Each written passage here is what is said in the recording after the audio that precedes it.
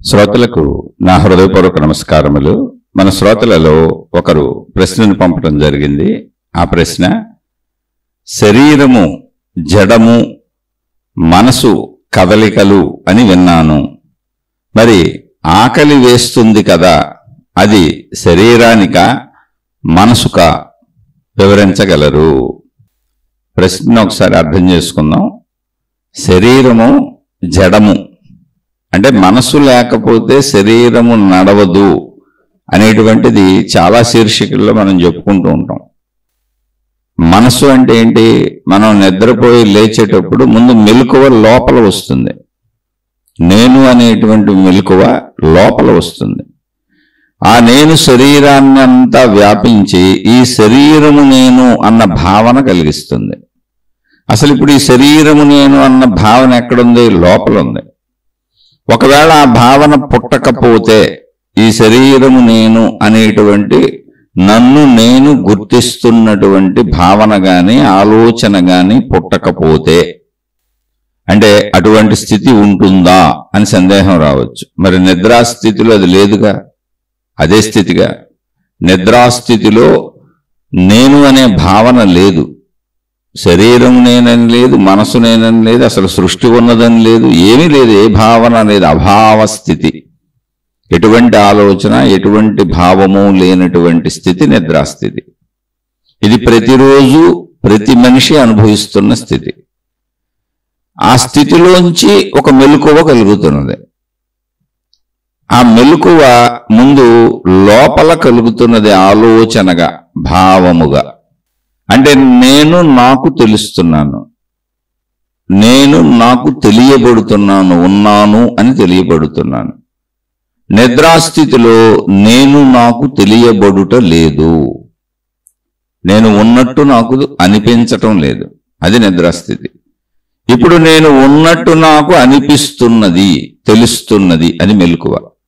అప్పుడు ఆ నేను నాకు తెలుస్తున్న స్థితి ఏదున్నదో అది ముందు లోపల కలిగి తర్వాత శరీరమునకు వ్యాపించి నేను ఈ శరీరములా ఉన్నాను, ఈ శరీరమై ఉన్నాను అనేటువంటి భావన కలిగించింది.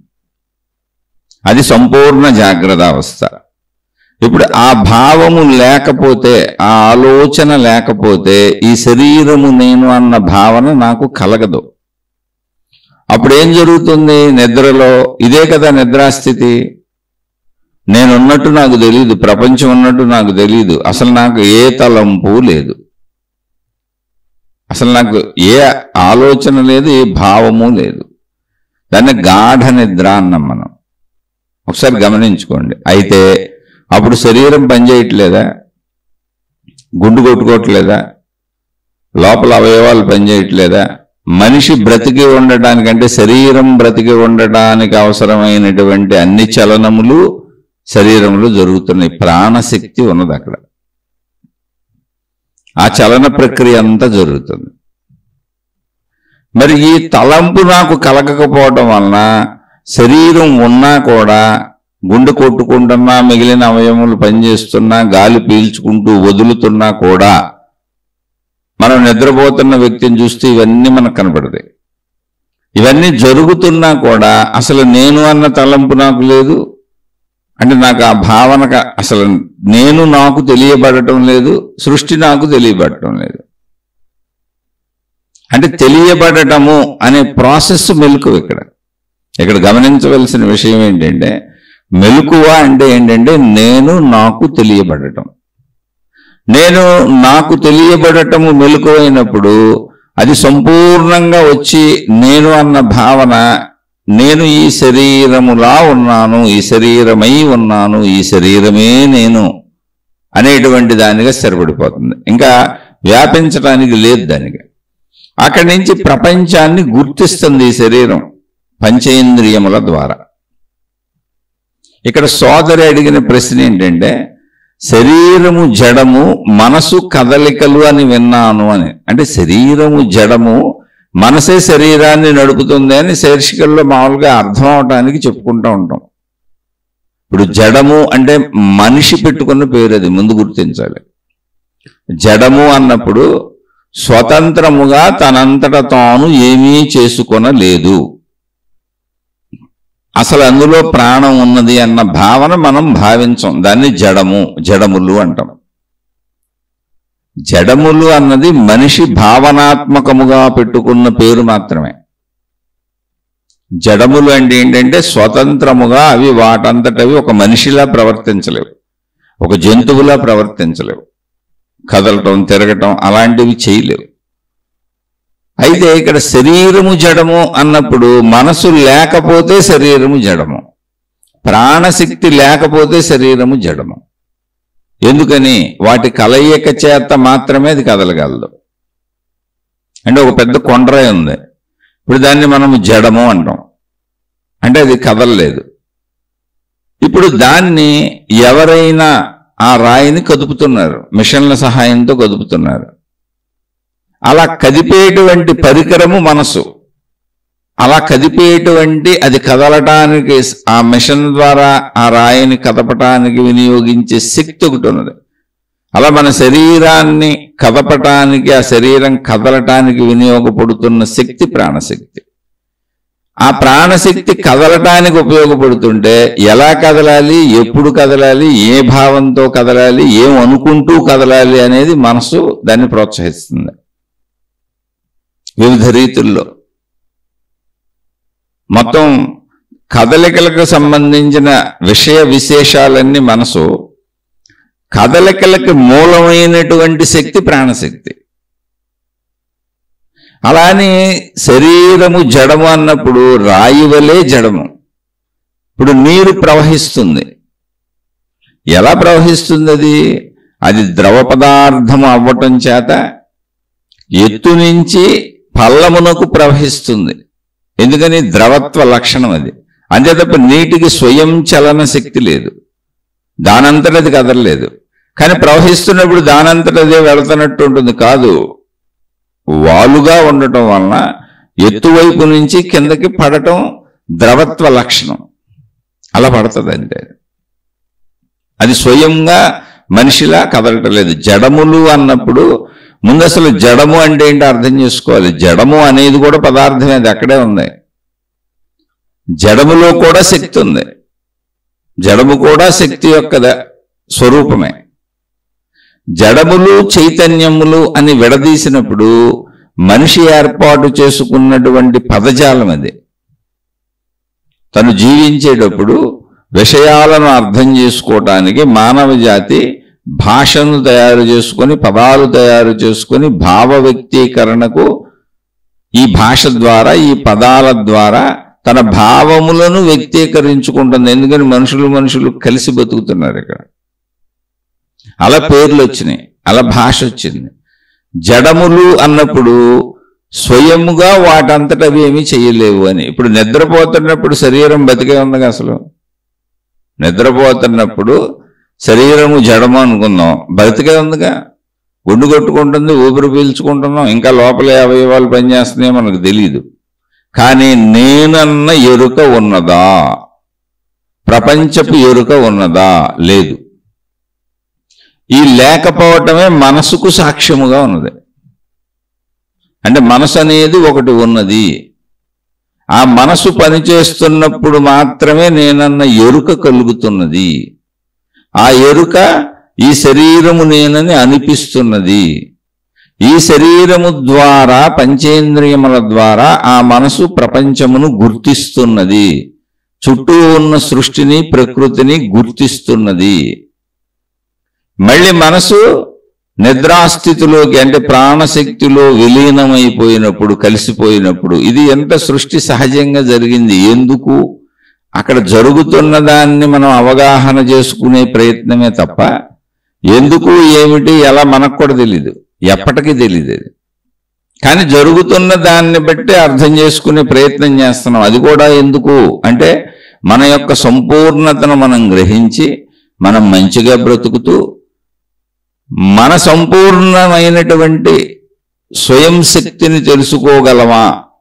ఎందుకంటే కొంతమంది మహాత్ములు, జీవన్ముక్తులు, వాళ్ళు తెలుసుకొని నేను శరీరము మాత్రమే కాదు, నేను మనసు మాత్రమే కాదు, నేను శక్తి స్వరూపమును. శక్తిగా నాకు నశింపు లేదు. శరీరము నశిస్తుంది. శరీరము నశించిన పిదప మనసుకు విలువ లేదు. ఆ మనసుని మనమే స్వయముగా నిర్మూలనము చేసుకోగలిగితే, నేను శక్తిని అని తెలుసుకోగలిగితే, దానిని మోక్షము, జీవన్ముక్త స్థితి, ఆత్మసాక్షాత్కారము అనేటువంటి అనేక పేర్లతో పిలిచారు. అది బ్రహ్మము. ఆ శక్తిని బ్రహ్మము అన్నారు. అయితే నేను శక్తిని అని మనకు తెలుసా? తెలీదు. నేను శరీరం అనుకొని జీవిస్తున్నాను.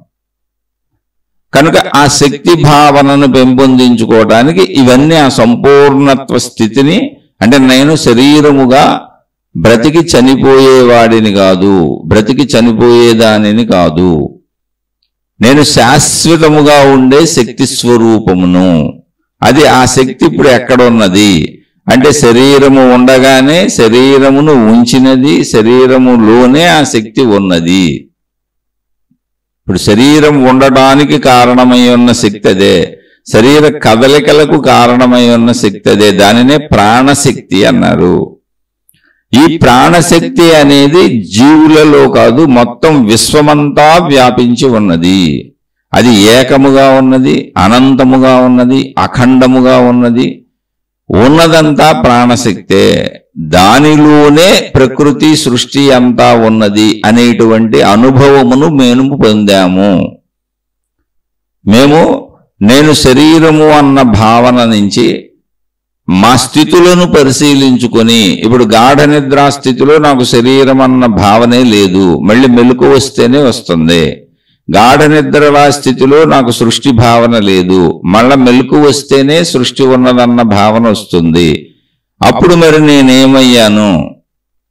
నేనన్న భావన, ఈ శరీరము నేనన్న భావన, ఈ ప్రపంచ భావన ఎక్కడికి పోయినాయి, ఏం జరుగుతుంది అనేటువంటి నా మెలకువ స్థితిని, నా స్వాప్నిక స్థితిని, నా నిద్రాస్థితిని అన్నింటినీ పరిశీలించుకుంటూ అసలు నా స్థితులలో నన్ను ఇలా ఉంచినదేమిటి, జననం అంటే ఏమిటి, మరణం అంటే ఏమిటి, మరణములో జరిగినదేమిటి, మరణము అన్నప్పుడు ఇప్పటి వరకు ఈ శరీరము నేనే అని భావించుకుని సుమారు 70, 80, 90 సంవత్సరములు బ్రతికిన నేను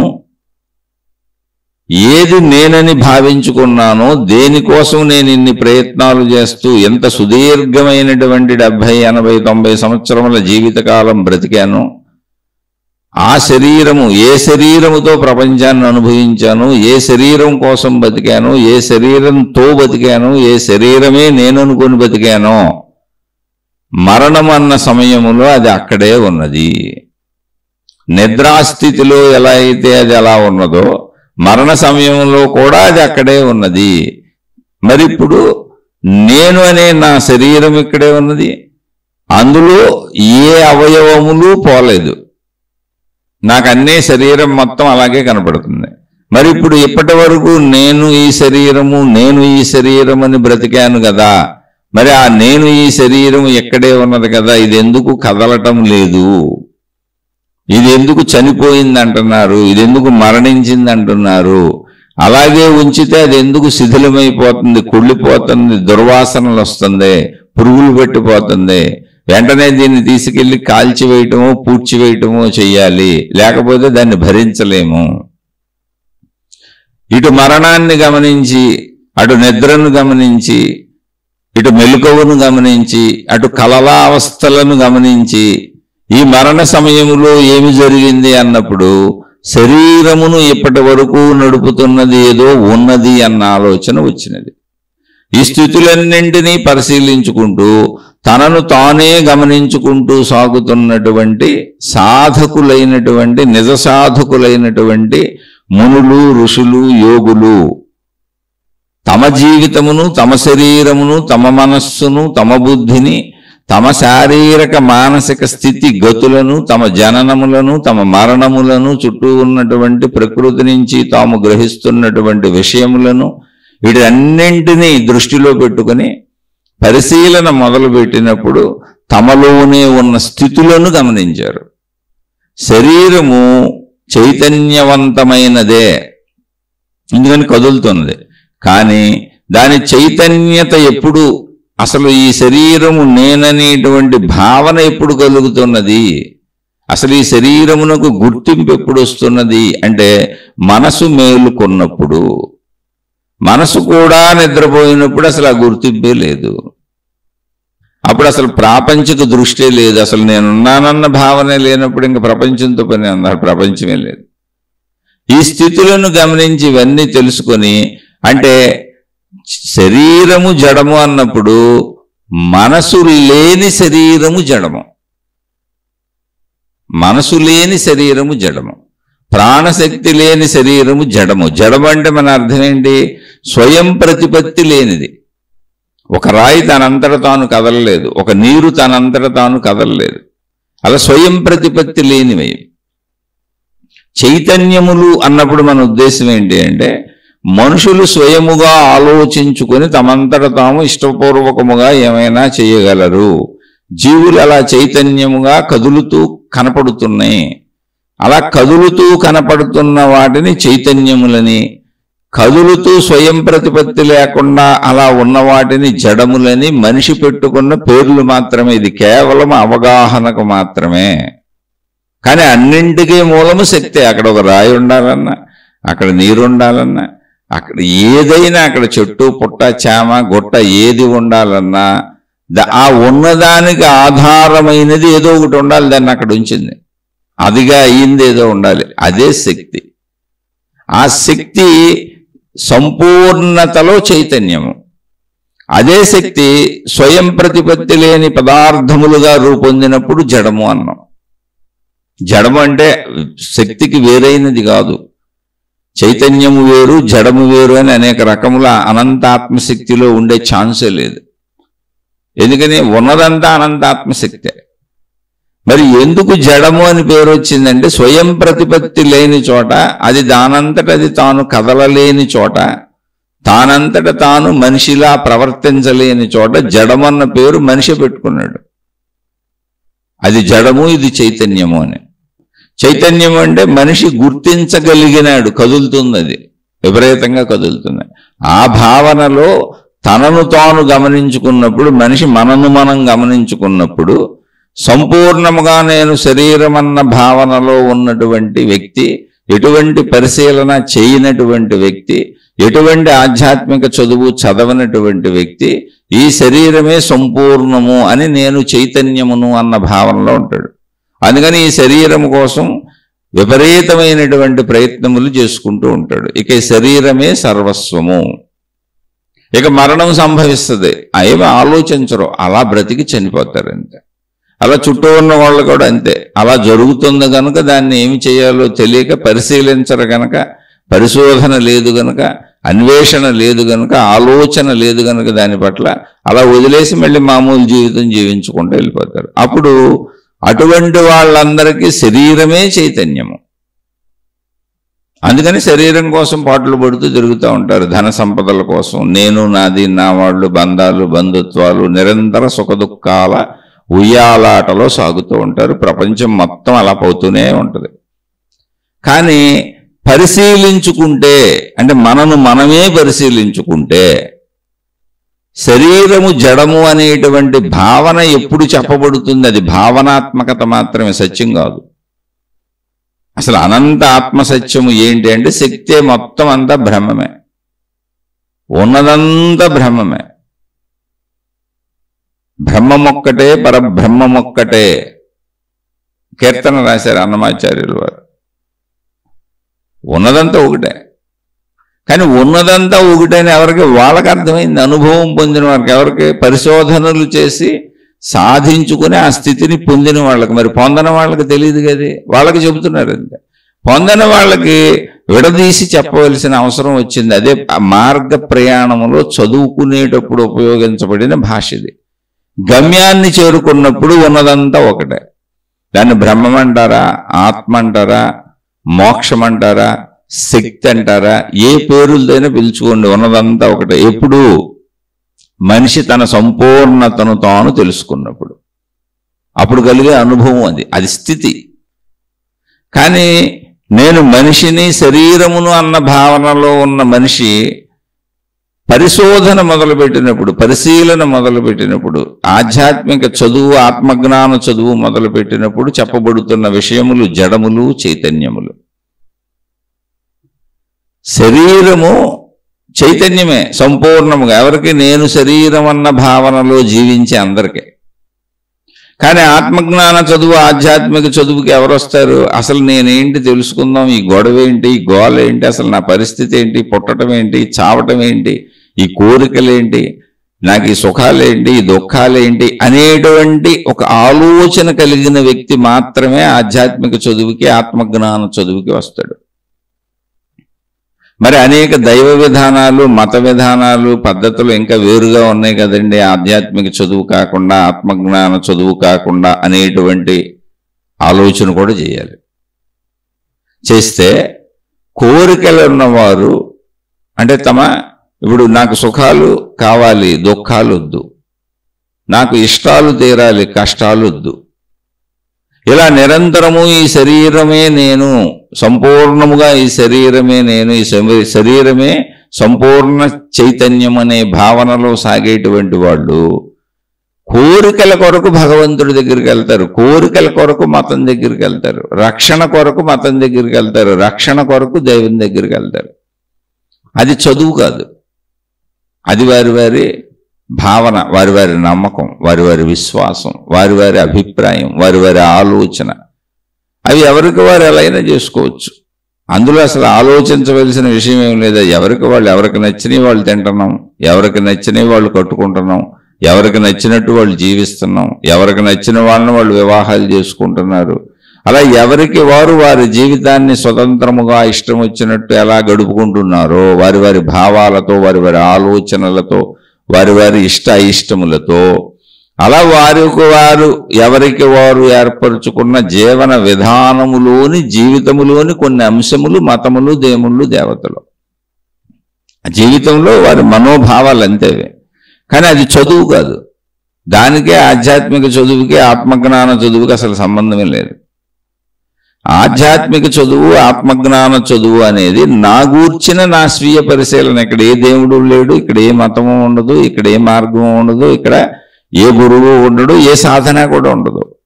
ఎందుకని అంటే నన్ను నేను తెలుసుకోవడానికి ఇంకా ఎవరో ఎందుకు, అన్ని నాలోనే కనపడుతున్నాయిగా. నన్ను నేను తెలుసుకోవటం కదా, ఇది నేనేగా నాకు బాగా తెలుస్తాను.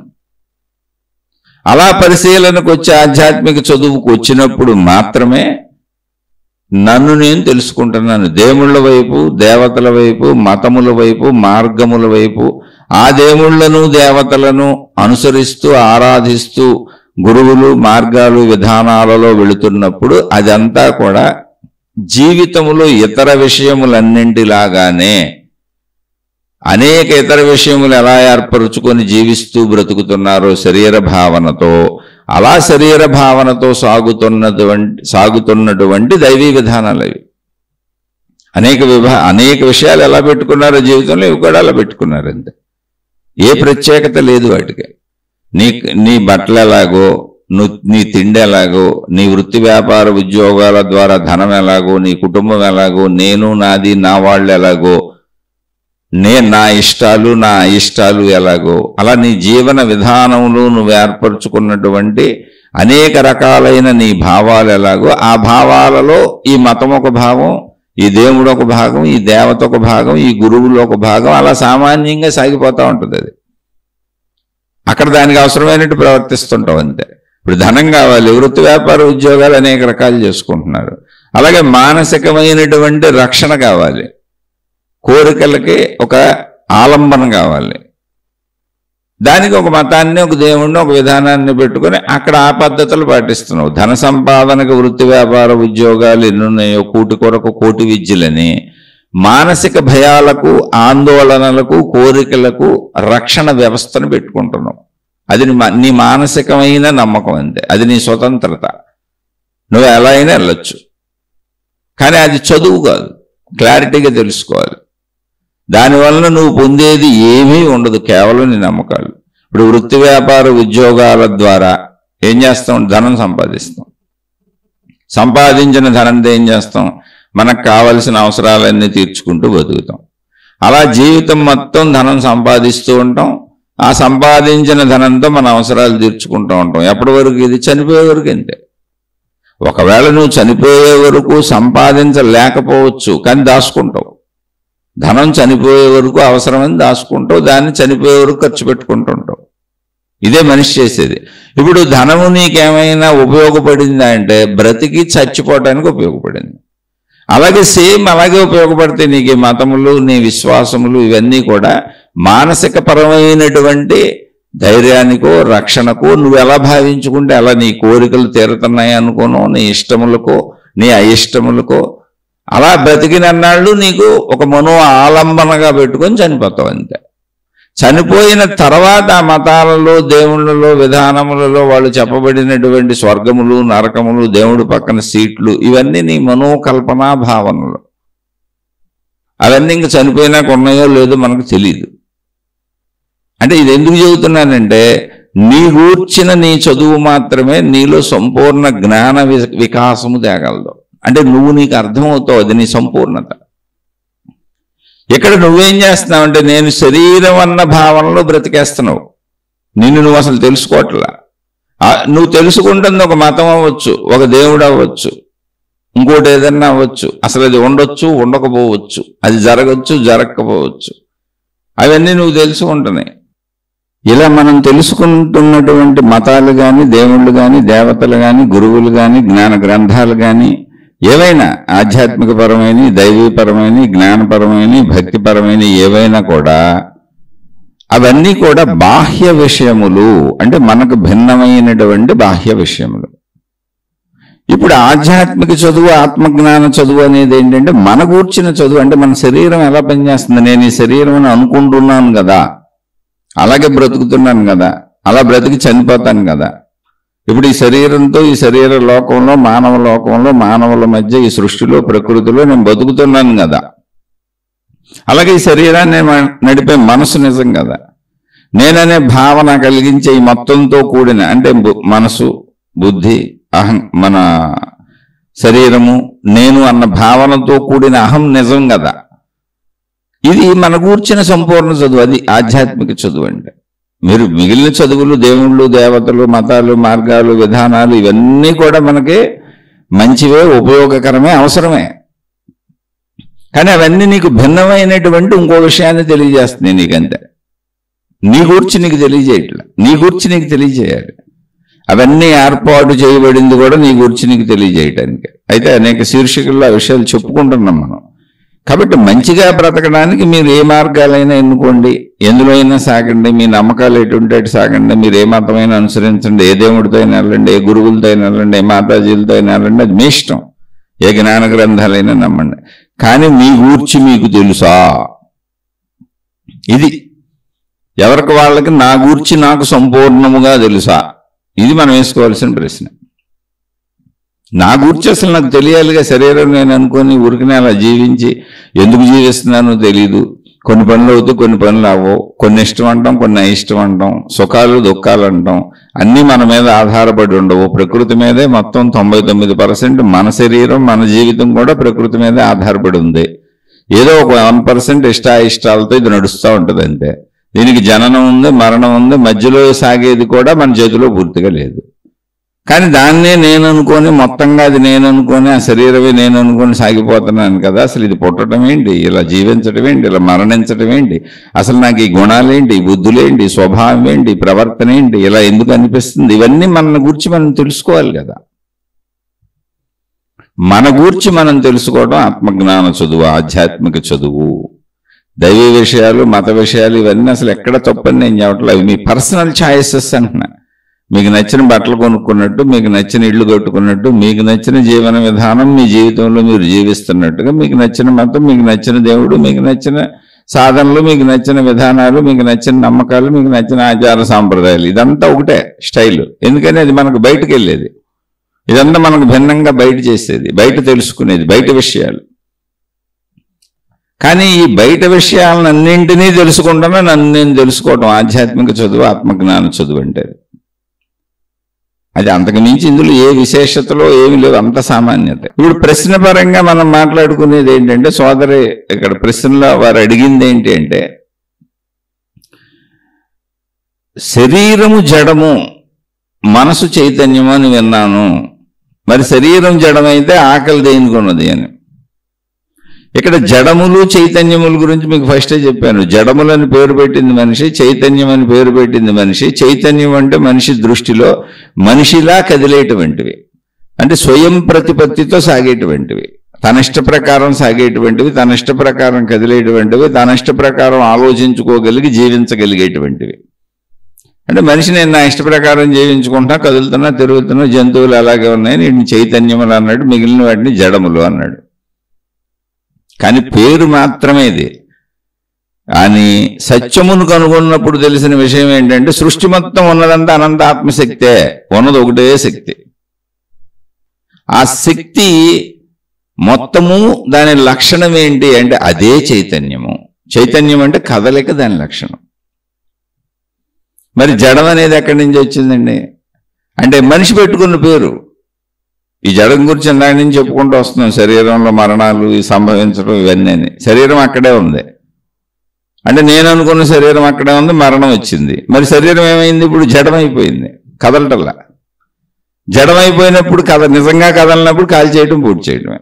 అలాగే గాఢ నిద్రలో ఏమైంది? తాత్కాలిక జడత్వాన్ని పొందింది, కానీ శరీరం పనిచేస్తుంది, ఊపిరి పీల్చుకుంటుంది, గొండు కొట్టుకుంటుంది. మరి అప్పుడు ఎందుకు తాత్కాలిక జడత్వాన్ని అది పొందింది అంటే అక్కడ నేనన్న ఎరుక నాకు లేదు, అసలు ఏ ఎరుక లేదు, అభావ స్థితిలో ఉన్నాను. అదే నిద్రాస్థితి అని చెప్పాను అంతే. అంటే మనకి ఇప్పుడు నేనన్న స్థితి, ఎరుక, తెలియటం అనేది ఏది ఉన్నదో ఆ తెలియట అనేటువంటి ప్రాసెస్ మనసు. ఇంకా అన్నీ తెలుస్తున్నాయి అక్కడి నుంచి. కాబట్టి మనసు లేకపోతే శరీరము తెలుసుకోలేదు కనుక, నిద్రలో తెలుసుకోవటం లేదు కనుక, భౌతికంలో కూడా మనసు లేకపోతే శరీరం తెలుసుకోవటం లేదు కనుక, అలా మనసుతో పోల్చినప్పుడు శరీరం జడమన్నాం. కానీ శరీరము, మనసు, ప్రాణశక్తి అన్ని కలిసే ఉన్నాయి. మనసు ఎక్కడ ఏర్పడుతుంది? ప్రాణశక్తిలోనే ఏర్పడుతుంది. శరీరంతో మనం గ్రహించినటువంటి విషయాలన్నీ ప్రాణశక్తిలో గుర్తుంటున్నాయి, జ్ఞాపకంగా ఉంటున్నాయి. ప్రాణశక్తిలో గుర్తున్నంత వరకు, విషయాలున్నంత వరకు ఆ విషయాలున్న ప్రాణశక్తిని మనసు అన్నాం. విషయాలు లేనటువంటి స్వచ్ఛమైన దాన్ని, శక్తిని ప్రాణశక్తి అన్నాం. అంతే తేడా, రెండు ఒకటే. మనసు ప్రాణశక్తి ఒకటే. కాకపోతే ఎక్స్ట్రాగా మనసు అన్నప్పుడు అందులో విషయాలు ఉన్నాయి. అంటే ఆ విషయాలు కదపకపోతే శరీరం కదలలేదు. అలాగే ప్రాణశక్తి లేకపోయినా శరీరం కదలలేదు. అందువలన శరీరాన్ని జడమన్నాం. కానీ మూడు కలిసే ఉన్నటువంటి స్థితి ఇది. అంటే శరీరం అక్కడే ఉంది, మనసు అక్కడే ఉంది, ప్రాణశక్తి అక్కడే ఉంది, మూడు కలిసే ఉన్నాయి, విడదీయటానికి కుదరదు. జాగ్రత్తగా గమనించండి, విడివిడిగా ఉన్నాయి అనుకోపాకండి, విడివిడిగా లేవయి, మూడు కలిసే ఉన్నాయి. అందులో మూడే కలిసే ఉన్న దాంట్లో శరీరం అనేది స్థూలత్వము, అంటే ఒక ఘనత్వము. అది మనకే శబ్దస్పర్శ రూపరస గంధములుగా అందుద్ది. అది చూడటానికి, వినటానికి, పట్టుకోవటానికి, ముట్టుకోవటానికి తెలుస్తుంది. మనసు సూక్ష్మత్వము, ప్రాణశక్తి యొక్క తత్వము. ఎలా అంటే ఎంత సూక్ష్మత్వం అంటే ఆకాశము వలె ఉంటుంది, ఏమీ లేదనిపిస్తుంది. కానీ ఉన్నదని మనకు ఎలా తెలుసు అంటే ఆలోచనలు ఉన్నాయి, భావాలు ఉన్నాయి కాబట్టి. ఇప్పుడు మనకు అసలు ఎరుక ఎలా కలుగుతుంది, నేనున్నానన్న ఎరుక ఎలా కలుగుతుంది అంటే మనసు ఉంది కాబట్టి. మనసు లేకపోతే తెలియటం ఉండదు. మీరు గమనించి చూసుకోండి. అంటే తెలుస్తున్నది అంటే మనసే, అది తెలుసుకుంటుంది అంత మనసే, అందులో విషయాలతో సాగుతూ ఉంటుంది. ఎప్పుడైతే విషయాలు ఆగిపోయి అది మనసు ఎగిసిపడటం ఆగిపోయి ప్రాణశక్తిగా నిలబడిపోయిందో, అంటే విషయాలు ఆగిపోయినాయో, అప్పుడు అది ప్రాణశక్తి అయిపోయింది. అదే నిద్రాస్థితి. శరీరపరంగా మనకు అది నిద్రాస్థితి.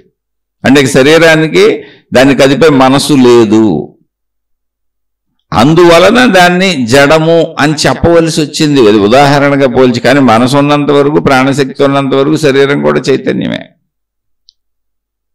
గాఢ నిద్రాస్థితిలో అది జడత్వాన్ని పొందుతుంది కనుక మెలకువలో మనం ఆ విషయాన్ని చర్చగా చెప్పుకున్నాం. మనసు లేకపోతే అది జడము అని. కానీ మనసు శరీరానికి భిన్నంగా ఉండదు. అసలు మనసు అనేది శరీరంతో చేసిన క్రియల వలన ఏర్పడింది. అలాగే ప్రాణశక్తి అనేది శరీరానికి భిన్నంగా ఉండదు. శరీరం మొత్తం ప్రాణశక్తే, మూడు కలిసే ఉన్నాయి. అంటే ఇది అర్థం అవ్వాలంటే ఒక పండును తీసుకున్నాం మనం, ఏదో ఒక జామ పండు ఒక యాపిల్ తీసుకోండి. అసలు ఎందుకు తింటున్నాం మనం పళ్ళు, ఆహార పదార్థాలు ఇవన్నీ? శక్తి కోసం. పండులో ఉన్న శక్తి మనకు కనపడుతుందా? లేదుగా. పండు మనకి జడ పదార్థం లాగానే ఉంది. ఇప్పుడు పండు స్వతంత్ర ప్రతిపత్తి లేదు. చెట్టుకొంది కోసుకొచ్చాం, కాయగూరలు చెట్టుకొని కోసుకొచ్చాం, ఆహార ధాన్యాలు చెట్లకు వచ్చినాయి కోసుకొచ్చాం, మనకు నచ్చినట్టు వండుకొని తినేస్తున్నాం. వాడికి స్వయం ప్రతిపత్తి లేదు. అవన్నీ జడములు మన దృష్టిలో. కానీ జడములలోనే శక్తి ఉంది. ఆ శక్తినేగా మనం ఆహారంగా తింటున్నాం. తిన్నప్పుడు ఏమైంది? ఆహార పదార్థాలు కానీ పండు కానీ ఫలం కానీ తిన్నప్పుడు ఏమైంది? మనం తిన్నదేంటి? ఇప్పుడు జడాన్ని తిన్నాం. జడం అంటే ఏంటి? స్వయం ప్రతిపత్తి లేదు. కానీ ఎందుకు తింటున్నాం? శక్తి కోసం తింటున్నాం. ఇప్పుడు తిన్నప్పుడు ఏమైందంటే ఆ జడ పదార్థములోని ఘనత్వములో ఉన్నటువంటి శక్తిని జీర్ణం చేసి శరీరం శక్తిని గ్రహించగలుగుతుంది. దానిలో ఉన్న ఘనత్వాన్ని మల రూపంలో కిందకి విసర్జించేస్తుంది. అసలు ఇది ఎంత తెలివిగా ప్రజ్ఞగా శరీర నిర్మాణం ఉంది. అది లోపల జరుగుతుంది, మనకు కూడా తెలియదు. అది ఎలా జరుగుద్ది అసలు మనకు తెలియదు. మొత్తం రక్తంగా మారిపోద్ది. ఆ రక్తంలో మళ్ళీ కొంత భాగం ఏమవుద్ది? ఇప్పుడు ఈ రక్తంగా మారింది ఏమైంది? ద్రవత్వాన్ని పొందింది. అంటే మనం తిన్నయేమో ఘన పదార్థాలు, ఆహార పదార్థాలు, అవన్నీ జీర్ణమైనాక అది రసాలు పీల్చుకొని రక్తంగా మార్చుకుంది. అంటే ఘన పదార్థాన్ని ద్రవ పదార్థంగా మార్చుకుంది శరీరం. మళ్ళీ ఈ ద్రవ పదార్థాన్ని, రక్తం అనే ద్రవ పదార్థాన్ని మాంసం అనే ఘన పదార్థంగా మార్చుకుంటుంది. మళ్ళీ శరీరమే ద్రవం ఘనత్వం అవుతుంది, మళ్ళీ మాంసం అవుతుంది. మళ్ళీ ఇంకా ఘనత్వాన్ని పొంది ఎముకలు మజ్జగా మార్చుకుంటుంది. ఎముకలు మజ్జ ఇంకా దృఢంగా గట్టిగా తయారవుతుంది. మళ్ళీ ఇంకా కొంచెం పైకి వెళ్ళి మళ్ళీ ద్రవత్వంగా మారి వీర్యంగా మారుతుంది. వీర్యము ఘనత్వంగా ఉండదు, ద్రవత్వంగానే ఉంటుంది. వీర్య కణములుగా మారుతుంది. ఇంతగా ఇదంతా ఏంటి? వీర్య కణములు అంటే కణములన్నీ జీవులే.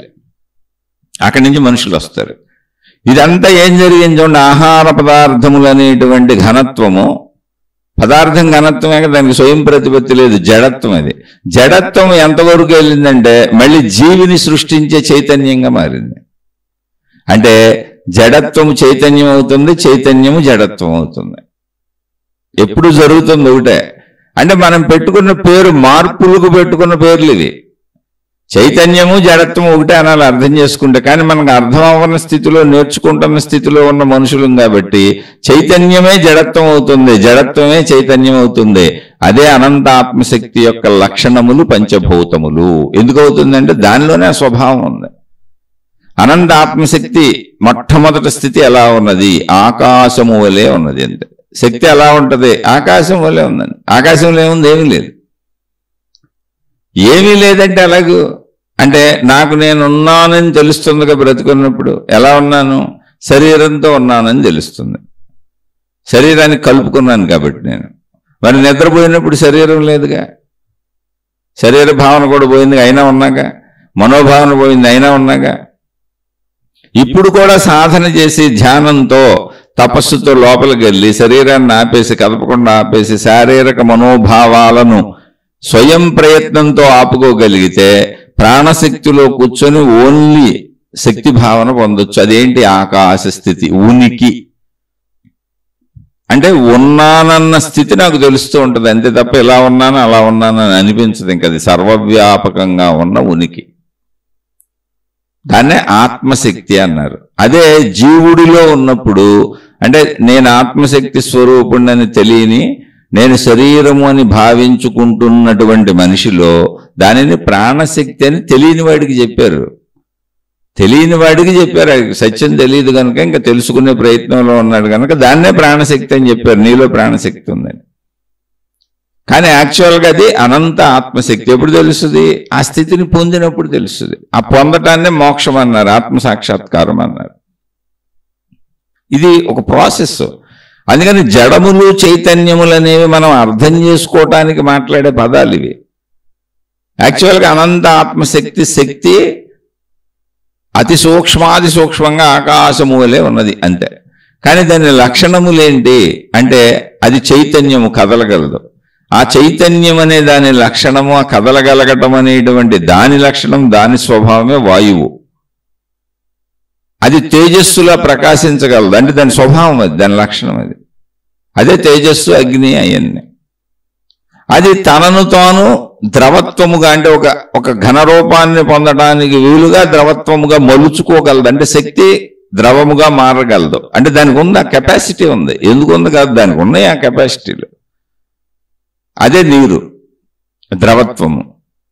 అది సంపూర్ణమైన ఘనత్వాన్ని పొంది తనను తాను ప్రకటించుకోగలదు ఎన్ని రకాలుగా, గాలిగా, తేజస్సుగా, ద్రవముగా, ఘనత్వముగా.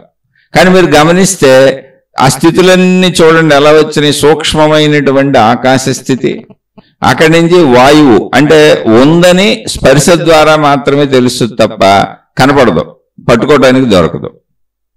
అక్కడి నుంచి వెలుగు, ఉందని వెలుగు తెలుస్తుంది తప్ప అది కూడా పట్టుకోవడానికి కుదరదు. వాయువు కంటే ఇంకొంచెం బెటర్గా తెలుస్తుంది, అది స్పర్శ ద్వారా తెలుస్తుంది. వెలుగు స్పర్శ ద్వారా తెలుస్తుంది, దృశ్యము ద్వారా తెలుస్తుంది, అంటే ఇంకొంచెం అనుభవానికి వస్తుంది. అక్కడి నుంచి ద్రవత్వము, అంటే పట్టుకోవటానికి, ముట్టుకోవటానికి, చూడటానికి అన్ని రకాలుగాను అనుభవానికి వచ్చింది. అంటే ఒక లేని స్థితి నుంచి, స్థితి నుంచి అంటే ఏంటి, ఆకారము లేని స్థితి నుంచి, పదార్థము లేని స్థితి నుంచి, శక్తి స్థితి నుంచి అనాలి. ఆకాశతత్వము నుంచి, శక్తి స్థితి నుంచి ఉన్న స్థితికి, అంటే ఒక పదార్థముగా అది రూపాంతరం చెందగలదు. దానికి ఆ లక్షణాలు ఉన్నాయి, దానిలో ఆ శక్తులు ఉన్నాయి, శక్తి యొక్క శక్తులేవి. అది ద్రవత్వాన్ని పొందింది. ఆ ద్రవత్వం పొందుతూ అది ఎంతవరకు వెళ్ళగలదంటే భూస్థితిలో అతి ఘనత్వాన్ని పొందగలదు. ఇంతే దానికి ఉన్న, ఇంకా ఇంతే ఐదే. ఈ ఐదిట్లో మొదటిది దాని ఒరిజినల్ స్థితే, మిగిలిన 4 దాని యొక్క కెపాసిటీలు, శక్తి యొక్క శక్తులు. అయితే ఇవన్నీ ఎక్కడున్నాయి, దానిలోనే ఉన్నాయి, దానితోనే ఉన్నాయి. అవి దానికి ఉన్నటువంటి లక్షణం. ఇప్పుడు మన కాళ్ళు ఉన్నాయి, చేతులు ఉన్నాయి, కళ్ళు ఉన్నాయి, ముక్కు ఉంది, చెవులు ఉన్నాయి, నాలుక ఉంది, మాట్లాడడానికి గొంతు ఉంది. ఇలా మన శరీర అవయవాలన్నీ ఉన్నాయి. అన్నీ కలిపితే ఎవరు, నేననే ఈ శరీరం. అన్నిటినీ ఉపయోగిస్తాం, దేనికి దానికి ఎలా ఏ పని చేయాలో అక్కడ ఉపయోగిస్తాం. ఒక్కొక్క అవయవం ఒక్కోలా ఉపయోగిస్తాం. అలాగే పంచభూతాత్మకమైనటువంటి, అంటే మొట్టమొదటి స్థితి అయినటువంటి శక్తి నుంచి మిగిలిన 4 దానిలోనే ఉండి, అది చైతన్యము కనుక నిరంతరం తనలో తాను కదులుతూ అది ప్రకృతిగా దర్శనమిస్తుంది. అంటే ఘనత్వంగా ఎప్పుడు దర్శనమిస్తుంది, ద్రవత్వంగా ఎప్పుడు దర్శనమిస్తుంది, తేజస్సుగా ఎప్పుడు దర్శనమిస్తుంది, వాయుతత్వంగా ఎప్పుడు దర్శనమిస్తుంది. ఈ మొత్తం దర్శనాలన్నీ ఆకాశతత్వంలోనే జరుగుతున్నాయి. మళ్ళీ ఇవన్నీ కలిసిపోతూ కలిసిపోతూ కలిసిపోతూ మొత్తం ప్రకృతి అంతా ఏర్పడతానే ఉంది. ఇదంతా ఎక్కడ ఏర్పడుతుందంటే ఆ పంచభూతాత్మకమే. అది నిరంతర చైతన్య ప్రక్రియ. అసలు సృష్టి ఎందుకు జరుగుతుంది అంటే చైతన్య ప్రక్రియ వలన. అది చైతన్యం ఎప్పుడు కదులుతూనే ఉండాలి. కదులుతూ ఉండటం అన్నప్పుడు దానిలో ఉన్నటువంటి 5 గుణములను కలుపుకుంటూ కదులుతూ ఉంటుంది. ఇప్పుడు మనం కదులుతున్నాం అనుకోండి, కాళ్ళు కదులుతాయి, చేతులు కదులుతాయి, కళ్ళు కదులుతాయి, చెవులు కదులుతాయి. మనం పనిచేస్తాను, మెలకువలో ఉన్నంతసేపు అన్ని అవయవాలు పనిచేస్తూనే ఉంటాయి. కానీ అన్ని అవయవాలు కలిపి పనిచేస్తున్నప్పుడు ఏమవుతుంది, కాళ్ళు కదులుతుంటే నడుస్తున్నాం, చేతులు కదులుతుంటే పనులు చేస్తున్నాం, కళ్ళు చూస్తున్నాయి, చెవులు వింటున్నాయి, అలా రకరకాల పనులు జరుగుతున్నాయి. వీటన్నింటి ద్వారా ఏదో ఒక గ్రహింపు జరుగుతుంది, అదే మన జీవితం. అలాగే అనంత ఆత్మశక్తి ఉన్నది అంటానికి ప్రామాణికము సృష్టి. సృష్టిని పట్టుకొని అనంత ఆత్మశక్తి ఎరుకను పొందాలి. ఎందుకంటే సృష్టి లేకపోతే ఆత్మశక్తి ఉన్నదని తెలియదు. అలాగే మన శరీరం లేకపోతే మనలో ప్రాణశక్తి తెలియదు, అదే ఆత్మశక్తి అని తెలియదు. అసలు ఆత్మశక్తి అనే ఒక శక్తి సర్వవ్యాపకముగా ఉన్నది అనటానికి ఆధారతే సృష్టి. అది తీవ్ర ఘనత్వాన్ని పొందినప్పుడు, భూస్థితిని పొందినప్పుడు, భూస్థితిలో మనిషికి అది ఘనములా కనపడుతుంది. కానీ మీరు భూమిని గమనించండి, భూమి నుంచే మొక్కలు వస్తాయి. అంటే భూమిలో చలన ప్రక్రియ ఉంది, మొక్కలన్నీ భూమి పండిస్తుంది. మొత్తం మనం బతికేటువంటి ఆహార పదార్థాలు మొక్కలన్నీ భూమి నుంచి వచ్చినాయి. ఎవరో మొట్టమొదటి ఇక్కడ మొక్కలు ఎవరో పాతలా సృష్టించలా, ఆటోమేటిక్గా భూమి నుంచి వచ్చినాయి. వచ్చిన మొక్కలకు విత్తనాలు ఉన్నాయి కాబట్టి మళ్ళీ మొక్కలు పండించుకుంటున్నాం మనం. మళ్ళీ ఆ భూమి నుంచి మొక్కలు వస్తున్నాయి. ఏంటంటే భూలోపల ఒక కదలికలు జరుగుతున్నాయి, కానీ అవి మనం గుర్తించేలా లేవు. అందుకని దాన్ని జడము అని వదిలేసాం. మనం గుర్తించేలా లేవు తప్ప భూమిలో కూడా చైతన్యమే ఉంది. దాని చైతన్యత స్థాయి తక్కువగా మనం గుర్తించేలా లేదు. అంటే మనం గుర్తించేలా లేదు. భూమి లోపం కాదు, అది మనిషి లోపం. అది ఎందుకని భూమి నుంచే చెట్లన్నీ వస్తున్నాయి, మొత్తం పంటలన్నీ భూమి నుంచే పండుతున్నాయి. అంటే భూమిలో నిత్య కదలికలు జరుగుతూనే ఉన్నాయి. అలాగే మళ్ళీ వచ్చిన చెట్లు ద్రవమును వాడుకుంటున్నాయి. అంటే ద్రవత్వములో చైతన్యం ఉంది. ఆ ద్రవత్వములో ఉన్నటువంటి ఆ చైతన్య శక్తిని మొక్కలు పీల్చుకుంటున్నాయి. మనం కూడా తాగితే దాహం తీరింది ఏంటి, దాని లోపల ఏదో శక్తులు ఉన్నాయి. ఆ శక్తులు అయితే దాహం తీరదుగా, అది మనం బతికించదుగా. అలా మొక్కలను బతికిస్తుంది, మనం బతికిస్తుంది, జీవులను బతికిస్తుంది. దానికి దాహం అని పేరు పెట్టాం. అంటే ద్రవత్వములో కూడా చైతన్యతే ఉంది, శక్తులు ఉన్నాయి. అవన్నీ మళ్ళీ మొక్కల్లోకి, ఆహార పదార్థాల్లోకి ప్రవేశిస్తున్నాయి. కానీ ద్రవత్వములో ఉన్నటువంటి చైతన్యతను కూడా మనం గుర్తించే స్థితిలో లేము. మనం కేవలం మానవుల్లా కదులుతుంటేనే గుర్తించగలం. మనం అలా గుర్తిస్తాం, అందుకని దాన్ని కూడా జడమని చెప్పేశాం. అలాగే తేజస్సు నుంచి ఉన్న శక్తి మనుషులకి కావాలి. భూమి మీద అసలు ఏం బతకాలన్నా ఇక్కడ భూమి ఉండాలి, ద్రవం ఉండాలి, తేజస్సు ఉండాలి. ఆ వెలుగు వలన ఉష్ణోగ్రత వస్తుంది, వెలుగు వస్తుంది, బతకడానికి అనువుగా ఉంది. అందులోని శక్తిని వెళ్ళి మొక్కలు తీసుకుంటున్నాయి, మనుషులు తీసుకుంటున్నారు, జంతువులు తీసుకుంటున్నాయి. అందులో అంటే ప్రతి దాంట్లోనూ చైతన్యత అనేది శక్తి రూపంలో పనిచేస్తూనే ఉంది.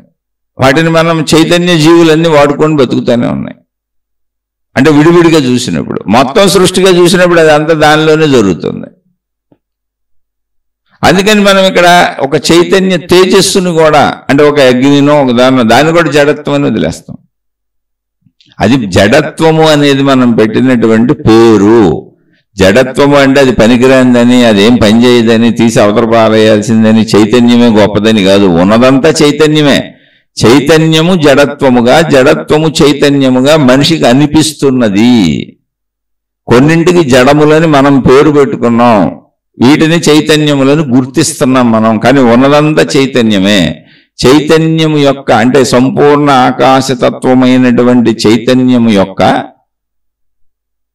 స్వరూపములు జడత్వముగా భావించుకుంటున్నాం మనం. భూస్థితి, ద్రవస్థితి, తేజోస్థితి, ఇవన్నీ అలా జడములని కొన్ని రాళ్ళు రప్పలు దేనికి పనికిరో సంవత్సరాల నుంచి వస్తున్నాయి, అక్కడే పడి ఉన్నాయి అంటున్నాం. కాదు, వాటి ఆయు ప్రమాణం ఎక్కువ. కొండలో గుట్టలో రాళ్ళు, వాటిలో ఉండే శక్తి వాటిలో ఉంది.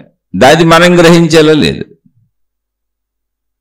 అందుకని జడము అన్నప్పుడు జడము చైతన్యము కంటే భిన్నమైంది కాదు. చైతన్యతే జడముగా మనకు కనపడుతుంది, మనకు అనిపిస్తుంది. మన గ్రహణ శక్తి ఎంతవరకు పనిచేస్తుంది. కాబట్టి శరీరము జడము, మనసు చైతన్యము అని విన్నాను. అంటే మన సోదరు అడిగినటువంటి ప్రశ్నలో సోదరు ఏమంటున్నారంటే, శరీరము జడము, మనసు చైతన్యమని, మనసు కదలికలు చైతన్యమని విన్నాను. అంటే కదలికలని విన్నాను. మరి ఆకలి వేస్తుంది కదా, ఆకలి దేనికి వేస్తుంది? ఇక్కడ ఆకలి వేస్తుందిగా. ఇప్పుడు ఆకలి దేనికి వేస్తుంది? శరీరానికి కదా. మరి అప్పుడు ఆకలి ఎలా వేస్తుంది అని అడుగుతున్నారు. గాఢ నిద్రలో కూడా శరీరం బతికే ఉంది, గుండు కొట్టుకుంటుంది, అన్నీ జరుగుతున్నాయని మామూలుగా మీకు చెప్పాను. ఒకసారి ఆకలి గురించి ఆలోచిద్దాం. నిద్రపోతున్నప్పుడు ఆకలి వేస్తుందా? మనసు లేదు కదా అక్కడ. నిద్రపోతున్నప్పుడు మనసు లేదు కదా, ఆకలి వేస్తున్నదా మనిషికి? నేననే భావనే లేదు. నేననే భావన లేని గాఢ నిద్రలో ఎవరికైనా ఆకలి ఉందా? ఇప్పుడు మనం మెలకువలో ఉన్నప్పుడు ఉదయం నుంచి సాయంత్రం వరకు ఏదో ఒకటి తింటానే ఉంటాం, తాగుతూనే ఉంటాం. 3 సార్లు తింటాం, 2-3 సార్లు తాగుతాం, ఏదో ఒకటి మెలకువలోనేది. అదే మీరు పగలు కూడా నిద్రపోండి, రాత్రి కూడా నిద్రపోండి, మీకు నిద్రపోయినంతసేపు ఆకలి ఉండదు. దానికి శరీరం రెస్ట్లో ఉందని మనం చెప్పుకోవచ్చు. కానీ గమనిస్తే నేనని భావన లేని చోట శరీరాన్ని కలిసినప్పుడు, అంటే నేననే భావన లేని తనంలోకి శరీరం వెళ్ళినప్పుడు శరీరం తన సర్వస్వాన్ని కోల్పోతుంది. అసలు నేనన్న స్పృహ లేదుగా. ఆకలి ఎప్పుడేస్తుంది? మెలకువలో, జాగ్రత్త అవస్థలో మనసు శరీరంతో కలిసి ఉన్నప్పుడు మాత్రమే ఆకలి కాదు, పంచేంద్రియ కోరికలన్నీ కలుగుతాయి. గాఢ నిద్రలో మీకు కలగదే, ఒకసారి చూసుకోండి. అలాగే కోమాలోకి వెళ్ళిపోతారు పేషెంట్లు. కోమాలోకి వెళ్ళిపోయారండి, మనసు పనిచేయట్లా, అసలు స్పృహ లేదు, కానీ బతికే ఉన్నారు, శరీరం ఉంది. నిద్రలో గాఢ నిద్రా స్థితిలో లాగా శరీరం ఉంది. వాళ్ళందరికీ బయట నుంచి సెలైన్లు ఎక్కించి అవి చేసి ఈ చేసి ఫ్లూయిడ్స్ ఎక్కిస్తే బతికిస్తారు తప్ప కోమాలో పేషెంట్లు ఎగిసి నాకు అన్నం పెట్టండి, ఆకలేస్తుంది, నేను అన్నం తిని మళ్ళీ పడుకొని కోమాలోకి పోతానని చెప్పడుగా. ఆకలి అనేది నేను శరీరం అన్న భావనలోనే పుడుతుంది. నేను శరీరం అన్న భావనలో ఉన్నప్పుడే ఆకలి దప్పులు అన్ని శరీర సంబంధిత శరీర ధర్మాలన్నీ ఉంటాయి. ఎందుకని మనసు శరీరంతో కలిసిపోయింది, ప్రాణశక్తి శరీరంతో కలిసిపోయింది. ప్రాణశక్తి ఉన్నా కూడా మనసు లేకపోతే తెలియదు. మళ్ళీ మనసు ఈ విషయాలన్నింటినీ గుర్తుపెట్టుకుంటుంది, అది శరీరంతో కలిసి ఉంది. అప్పుడు శరీరము చైతన్యముగానే ఉన్నది, జడం కాదు. మనసుతో కలిసి ఉన్న శరీరము చైతన్యమే, ప్రాణశక్తితో కలిసి ఉన్న శరీరము చైతన్యమే. అందుకే కదులుతున్నాం మనం. జడమైతే కదలలేం కదా మనం. విషయాన్ని జాగ్రత్తగా అర్థం చేసుకోవాలి. అక్కడ మనసు వదిలేని శరీరం అంటే మనసు ఇప్పుడు నిద్రపోయింది గాఢ నిద్రలో, అప్పుడు అది జడమే. అది కదులుతుంది, బతుకే ఉంది, ప్రాణశక్తి ఉంది, కానీ జడమే. ఎందుకంటే నా ఎరుక నాకు లేదు. జడమంటే అది నా ఎరుక నాకు లేకపోవటం, స్వయం ప్రతిపత్తితో నాకు నేనేమీ చేసుకోలేకపోవటం, జడం అనేదానికి అర్థం. అది జాగ్రత్తగా అర్థం చేసుకోవాలి. ఇప్పుడు కోమాలో ఉన్న పేషెంట్కి ఆకలేస్తుందా? నిద్రపోతున్న వాళ్ళకి ఆకలేస్తుందా? మీరు రాత్రిపూట కూడా మేల్కొని ఉండండి, నిద్రపోకుండా. కొన్నిసార్లు ఇప్పుడు మనం మేల్కొని ఉంటాం, కొంతమంది నైట్ డ్యూటీలు చేసేవాళ్ళు ఉంటారు, మళ్ళీ మీకు అప్పుడు ఆకలేస్తుంది. నిద్రపోకుండా మీరు మేల్కొని ఉంటే ఆకలేస్తుంది. ఎందుకో తెలుసా? నేను శరీరం అన్న భావన ఉంది. శరీరం అన్న భావనలో ఎప్పుడు ఉంటున్నామో, ఇప్పుడు శరీరం అన్న భావన కల్పించేది ఏంటి? మనసే. మనసుతో కూడినటువంటి శరీరం ఇది. అప్పుడు మళ్ళీ మీకు అన్ని శారీరక ధర్మాలు వచ్చేస్తాయి, శారీరక ధర్మాలు పనిచేస్తాయి. మీరు రమణ భగవానులు లాంటి మహాత్ములు కొంతమంది తీవ్రమైనటువంటి సమాధి స్థితుల్లోకి వెళ్ళిపోయినప్పుడు ఆకలి దప్పుల్లో అసలు వాళ్ళ శరీరం చిక్కి శల్యమైపోయి స్నానపానాదులు లేక ఆ భావ సమాధుల్లోకి వెళ్ళిపోయి, అంటే ధ్యానంలో సమాధి స్థితిలోకి వెళ్ళిపోయి శారీరక స్పృహ లేక అలా ఉన్నప్పుడు వాళ్ళని బతికించింది చుట్టూ ఉన్నవాళ్ళు. వాళ్ళకి శారీరక స్పృహ కల్పించారు. ఆహార పదార్థాలు పట్టు కూర్చున్నారు అక్కడ. ఎరుకొచ్చినప్పుడు లేదా తట్టి లేపి తినిపించారు. లేదా వాళ్ళు ఎప్పుడైనా ఎరుకలోకి వస్తే గబగబ కొంచెం తినమని తినిపించారు. మీరు అనేక మంది మహాత్ముల చరిత్రలు చదువుకోండి. గాఢ భావ సమాధుల్లోకి, అంటే నిద్రాస్థితి అయితే మనం నిద్రపోయేది సహజ స్థితి, ప్రయత్నపూర్వకంగా ఎవరైనా సాధనలు చేసుకుంటూ ఆ భావ సమాధి స్థితిలోకి వెళ్ళినప్పుడు ఆకలి దప్పులు ఉండవు, ఇంకా శరీర స్పృహ పోయింది. అలా రమణ మహర్షి చాలా కాలం ఉన్నారు. అరుణాచలం కొండ గుహల్లో, ఆ అడవుల్లో చాలా కాలం ఉన్నారు. ఆ చుట్టుపక్కల వాళ్ళు బ్రతికించారు ఆయన్ని.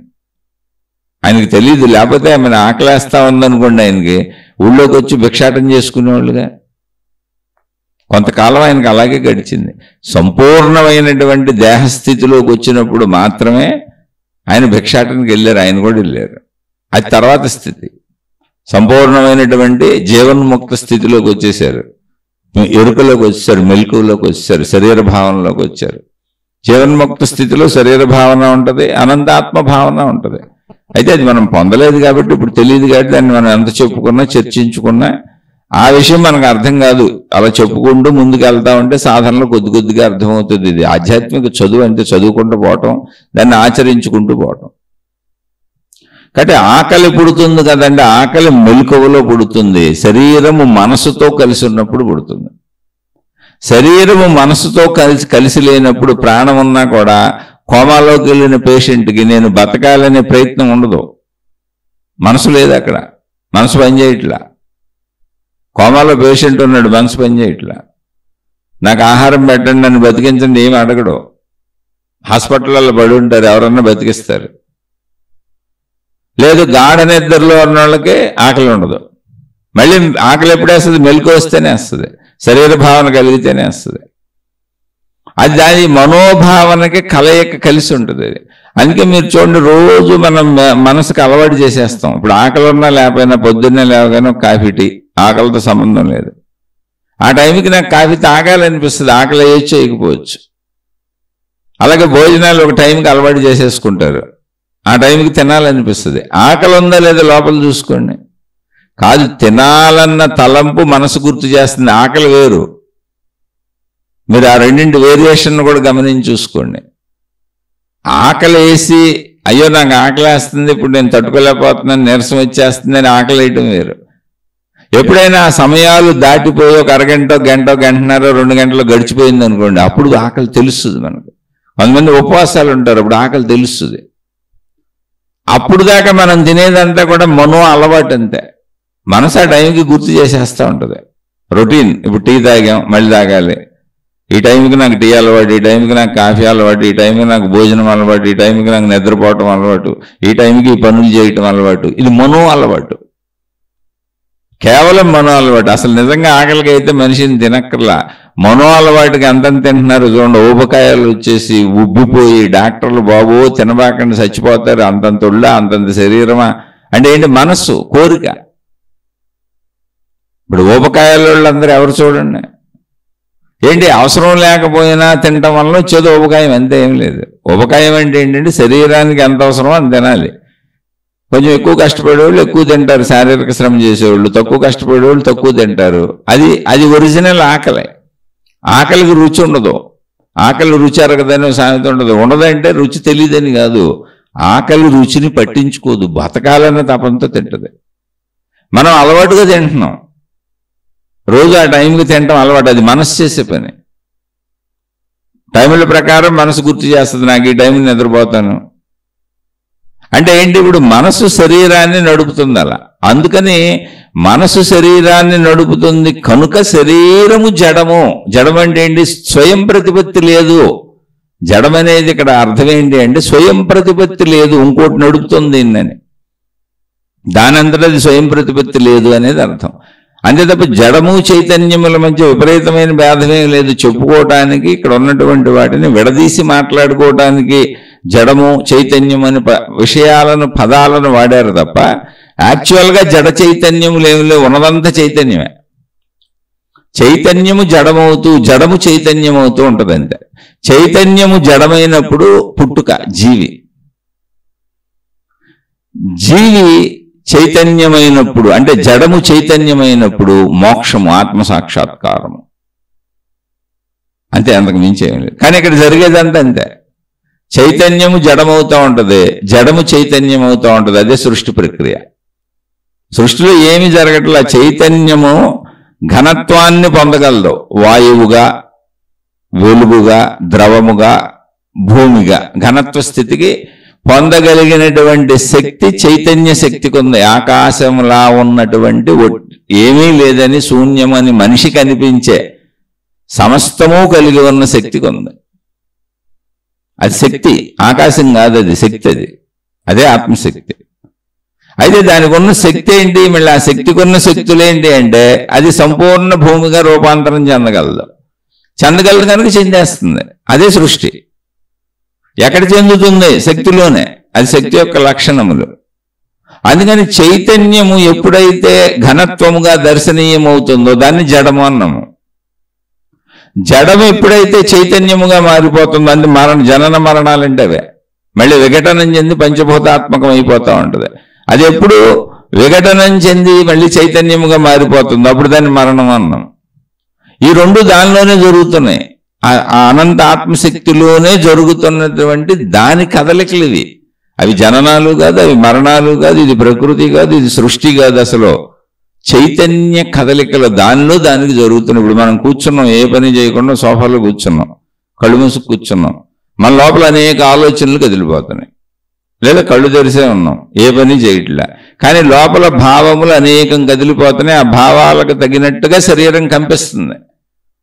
ఇప్పుడు ఆ భావాలు, భయం అయితే శరీరం భయానికి తగ్గట్టుగా లోనవుతుంది, ధైర్యం అయితే ధైర్యానికి లోనవుతుంది, దుఃఖం అయితే దుఃఖానికి లోనవుతుంది, సంతోషం అయితే సంతోషానికి లోనవుతుంది, శృంగారం అయితే శృంగారానికి లోనవుతుంది.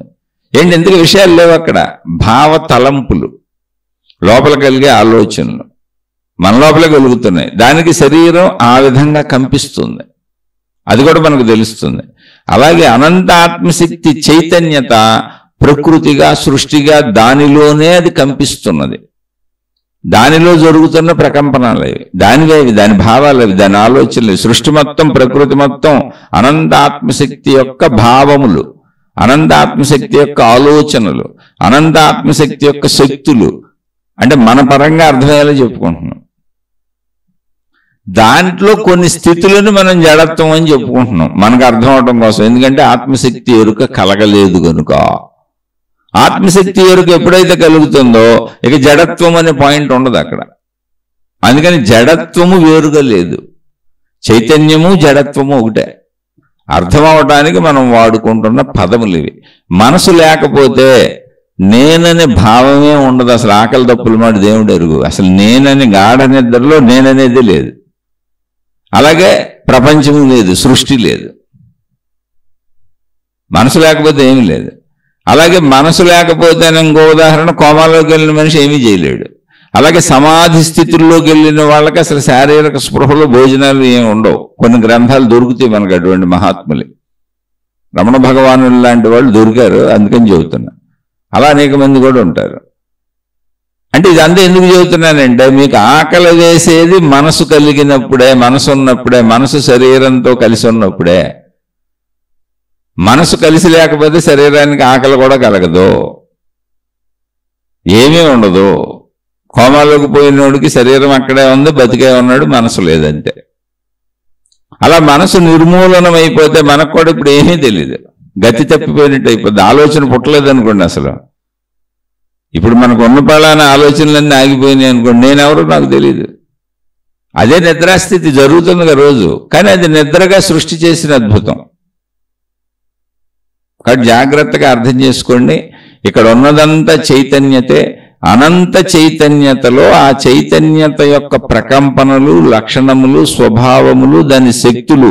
ఈ పదాలు ఎందుకు వాడుతున్నానంటే మనకు అర్థం అవటం కోసం. ఈ పదాలను పట్టుకొని మళ్ళీ దాని స్వభావం ఉందా, దాని గుణం ఉందా ఇలా అడగబాకండి.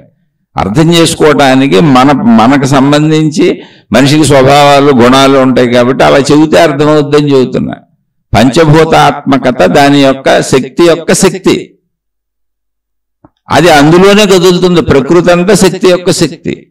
అది ఘనత్వాన్ని పొందగలదు. అది ఘనత్వాన్ని పొందినప్పుడు ప్రకృతిగా కనపడుతుంది.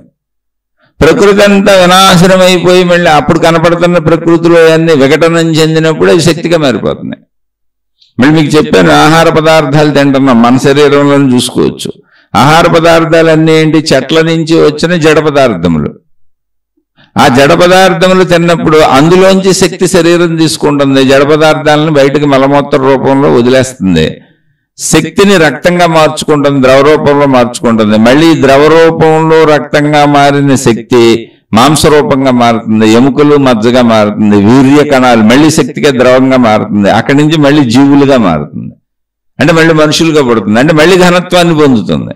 అంటే ఎంతసేపు జడత్వము చైతన్యము, జడత్వము చైతన్యం ఇలా ప్రకంపనలు జరుగుతున్నాయి. ఆ ప్రకంపనల ప్రాసెస్ పంచభూతాత్మకంగా జరుగుతుంది అంతే. అటు నుంచి ఇటు, ఇటు నుంచి అటు, ఎక్కడ భేదత లేదు. చైతన్యమే జడత్వం అవుతుంది, జడత్వమే చైతన్యం అవుతుంది. దీన్ని కొంచెం విస్తారంగా, జాగ్రత్తగా, నిదానంగా అర్థం చేసుకోవాలి. ఆలోచించి చూడండి. ఒకవేళ అర్థం కాకపోతే మళ్ళీ అడగండి, తప్పకుండా చెప్పే ప్రయత్నం చేస్తాను. ఇక్కడ ప్రశ్న అడిగిన సోదరి ఆకలి ఎలా వేస్తుంది అని అడిగారు కాబట్టి మళ్ళీ ఇంకోసారి దాన్ని గుర్తు చేస్తున్నాను. మనసు శరీరంతో కలిసి ఉన్నప్పుడే ఆకలి వేస్తుంది. ఇప్పుడు మనం తినే తిండి, భూమి మీద మనుషులు తినే తిండి అంతా కూడా ఆకలికి తింటలేదు, రుచులకు తింటున్నారు. శరీర ఆకలికి తింటలేదు, మనసు అలవాటుకి తింటున్నారు. అందుకే టీలు తాగుతాం, కాఫీలు తాగుతాం. ఇవన్నీ మనసు అలవాట్లు, రుచులు. కాఫీ తాగకపోతే ఉండలేనండి, తలనొప్పి వచ్చేస్తుందండి. టీ తాగకపోతే ఉండలేనండి, తలనొప్పి వచ్చేది. దానికి శరీరానికి సంబంధం ఏంటి? అసలు శరీరం బతకడానికి శక్తి కావాలి. ఏదైనా తినచ్చు, తినగలిగింది ఏది తిన్నా శక్తి అంతే. కానీ కాదు, నేను ఇది లేకపోతే తినలేను, ఇది లేకపోతే తినలేను, ఇది ఉంటేనే తింటాను, ఇది కాకపోతే తినను. ఇష్టాలు, అయిష్టాలు ఇవన్నీ ఏంటి? మానసిక చర్యలు. మొత్తం మెలకువలు. ఆకలి ఎక్కడేస్తుంది? మెలకువలు వేస్తుందా, నిద్రలేస్తుందా? మెలకువలో నిద్రలో ఆకలేస్తుంది అంటే మెలకువ అంటేనే మనసుతో కలయిక. ఇప్పుడు శరీరం చైతన్యవంతమైపోయింది. మరి శరీరం జడమని చెప్పారు కదండి అని మీరు అనొచ్చు. శరీరము జడమని చెప్పింది మనసుతో పోల్చినప్పుడు. మనసు లేకపోతే శరీరము దానంతటది స్వయం ప్రతిపత్తి కలిగినది కాదు, ఏమీ చేసుకోలేదు. మనసు గుర్తు చేస్తేనే అసలు నేను మనిషిని, నేను ఈ శరీరాన్ని అని మనకు తెలుస్తుంది. ఇది మన చదువు, మన లోపలికి వెళ్ళి చదువుకుంటున్నాం. అలానే మనసు వేరు, శరీరం వేరు, ప్రాణశక్తి వేరు కాదు, అన్నీ ఒకటే. అందులో ఘనత్వాన్ని పొందినటువంటి స్థితి ఏది ఉందో అది తొందరగా నశించిపోద్ది. చైతన్య శక్తి అది సూక్ష్మాతి సూక్ష్మమైన ఆకాశ స్థితి. అందులో ఘనత్వాన్ని పొందిన స్థితి ఏది ఉందో, భూస్థితి ఏది ఉందో, శరీర స్థితి, అది తొందరగా నశించిపోద్ది. అందులో శక్తి స్థితి ఏది ఉందో దానికి అసలు ఎప్పుడూ నశింపు లేదు. ఎందుకని? శక్తి స్థితే ఘనత్వాన్ని పొందుతుంది. అది ఎందుకు నశిస్తుంది అంటే మళ్ళీ అది శక్తి స్థితి అయిపోతుంది, నశింపు కాదు. అది మళ్ళీ తిరిగి శక్తి స్థితి అయిపోతుంది. శక్తి స్థితి అయిపోయినప్పుడు మనకు కనపడదు కనుక మనం దాన్ని దర్శించలేము, శబ్దస్పర్శ రూపరసగంధములుగా దాన్ని గ్రహించలేం కనుక శక్తి స్థితి అనే ఆకాశ స్థితి శూన్యము ఖాళీ ఏమీ లేదనుకొని అందులో తిరిగేస్తున్నాం. ఆ ఘనత్వ స్థితి ఉన్నదనుకొని ప్రకృతిని మొత్తం గుర్తించి వాడుకుంటున్నాం. అలా ఘనత్వ స్థితి నశించినప్పుడు మరణం అని పేరు పెట్టాం, ఘనత్వ స్థితి ఉద్భవించినప్పుడు జన్మ అని పేరు పెట్టాం. కానీ ఈ రెండు స్థితులు శక్తి స్థితిలో జరుగుతున్నాయి. శక్తి స్థితి ఘనత్వముగా మారినప్పుడు జననము, అది జననము అంటే శరీర స్థితి వచ్చింది, జడత్వంగా వచ్చింది, ప్రకృతిగా వచ్చింది, సృష్టిగా వచ్చింది. సృష్టి అంతా జడత్వం అనుకోండి. చైతన్యం సృష్టిగా మారినప్పుడు జడత్వము, చెట్లుగా ఉంటుంది, కొండలుగా ఉంటుంది, గుట్టలుగా ఉంటుంది, నదులుగా ఉంటుంది. మళ్ళీ జడత్వము విఘటనం చెందిపోయినప్పుడు అంటే చనిపోయినప్పుడు మనం దానికి చావుని పేరు పెట్టాం, మరణం అని పేరు పెట్టాం. కాదు, అది విఘటనం చెందినప్పుడు అంటే పంచభూతాత్మక ఘనత్వ స్థితిని వదిలేసినప్పుడు అది మళ్ళీ శక్తిలోకి వెళ్ళిపోయి శక్తిగా కలిసిపోద్ది. పంచభూతాల్లో కలిసిపోతాయి, పంచభూతాలు శక్తిలో కలిసిపోతాయి. ఇవన్నీ శక్తిలోనే ఉన్నాయి ఆల్రెడీ. మనం ఎప్పుడు గుర్తిస్తున్నామంటే చైతన్యము శక్తి అంటే చైతన్యం అనే శక్తి పదార్థంగా వచ్చినప్పుడు గుర్తిస్తున్నాం, అది పుట్టుక అంటున్నాం. పదార్థం అంతమైపోయినప్పుడు మరణం అంటున్నాం, మళ్ళీ దాన్ని గుర్తించలేకపోతున్నాం. శక్తిగా వెళ్తే గుర్తించలేకపోతున్నాం, ఎప్పటికప్పుడు శక్తిని గుర్తించలేకపోతున్నాం. మనం శక్తిని గుర్తించే ప్రక్రియ ఆత్మజ్ఞాన చదువు, ఆధ్యాత్మిక చదువు. ఎలా గుర్తిస్తావు? కంటితో చూడలేవు, చెవితో వినలేవు, ముక్కుతో వాసన చూడలేవు, నాలుగుతో రుచి చూడలేవు, మాటలతో పట్టుకోలేవు. జ్ఞానానుభవం. మొత్తం శరీర ప్రక్రియలన్నీ ఆపేస్తే, పంచేంద్రియ ప్రక్రియలన్నీ ఆపేస్తే, శరీర కదలికలన్నీ ఆపేస్తే, మనో కదలికలన్నీ ఆపేస్తే, వీటినన్నింటినీ కదుపుతున్న ఆధార శక్తి దర్శనీయమవుతుంది, అనుభవం అవుతుంది. దర్శనీయం అంటే కనపడదు, అనుభవం అవుతుంది, ఉనికి తెలుస్తుంది. ఇవి ఆపాలిగా ముందు, ఇవి ఆపితే తెలుస్తుంది. చూడండి, మీకు అర్థమవుతుంది అని అనుకుంటున్నాను. ఒకవేళ అర్థం అవ్వకపోతే మళ్ళీ ఏం అర్థం అవ్వలేదో, మీకు ఏ విషయం ఎంత వివరంగా కావాలో ఆ విషయాన్ని మళ్ళీ స్పష్టంగా అడిగే ప్రయత్నం చేయండి. చాలామంది ఎన్నిసార్లు చెప్పినా తెలుగు అక్షరాలను ఇంగ్లీషు పదాలలో టైప్ చేస్తున్నారు, ఇంగ్లీష్ అక్షరాలతో. అంటే తెలుగు పదాలు ఇంగ్లీష్లో టైప్ చేస్తున్నారు. అవి కొంచెం కలుపుకొని చదవడం ఇబ్బందిగా ఉంటుంది. వీలైన వాళ్ళు తెలుగులో టైప్ చేసే ప్రయత్నం చేయండి. మీ ప్రశ్నలు కానీ, మీ సందేహాలు కానీ, మీ కామెంట్లు కానీ ఏవైనా. ఒకవేళ కాదు అలా చేయలేకపోతే ఒక పేపర్ మీద రాసి ఫోటో తీసి పెట్టండి. సందేహాలు ఇటువంటివి ఏమైనా అయితే ముందు ఏదన్నా నేను మీకు చెప్పాలంటే అది నాకు బాగా అర్థం అవ్వాలి. లేదా అది కూడా చేయలేకపోతున్నా అంటే మామూలుగా ఇలాగే రాయండి. అవకాశం ఉంటే చేయండి, లేనోళ్ళు ఇంగ్లీష్లోనే టైప్ చేయండి. శుభమస్తు. మీకు మీ కుటుంబ సభ్యులకు మేలు చేకూరుగాక. మరలా మరొక కొత్త శీర్షికతో కలుసుకుందాం.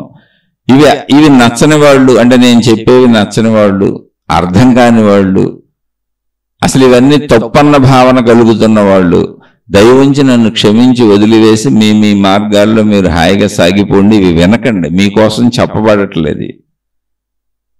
ఇవి వినేవాళ్ల కోసం చెప్పబడుతున్నాయి.